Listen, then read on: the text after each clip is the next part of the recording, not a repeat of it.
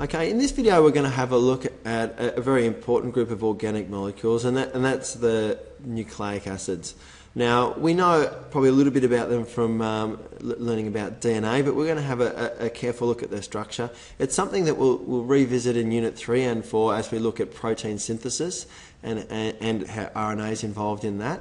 We'll also look at DNA replication, and they'll be important to know quite a lot about when we get up to the gene technology section and the inheritance sections of Unit 4. Now, nucleic acids include DNA and RNA, and they are polymers. They're made up of monomers, which are nucleotides. So let's have a look at the structure of a nucleotide in a little bit more detail. And a nucleotide is made of three parts: a sugar, a phosphate, and a base, a nitrogen base. The sugar in DNA is deoxyribose, making deoxyribose nucleic acid. In RNA, it's just ribose sugar, and making RNA ribose nucleic acid. So we have three parts.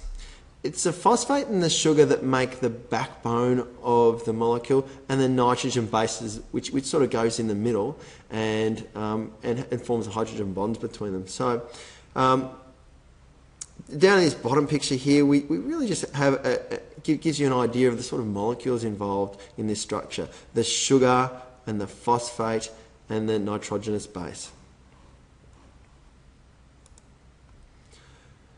Now, there's four different types of nucleotides in DNA. Adenine, thymine, guanine, and cytosine. They all have slightly different structures.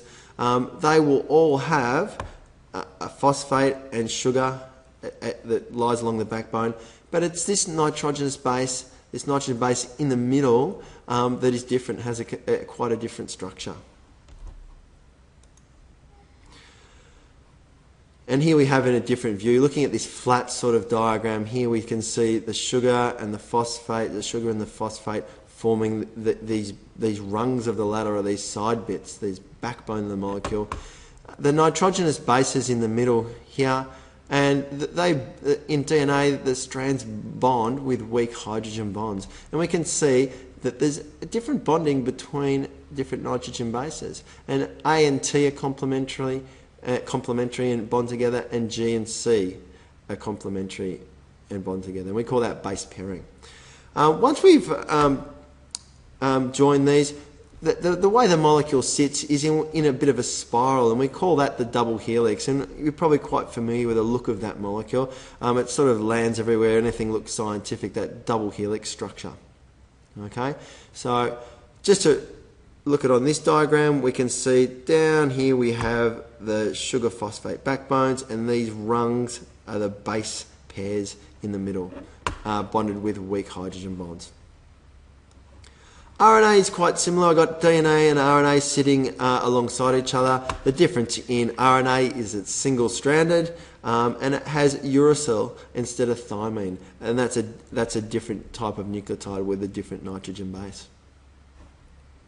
Okay, good luck with studying nucleic acids. That's something we'll look at in a lot more depth as we travel through Unit 3 and 4 this year.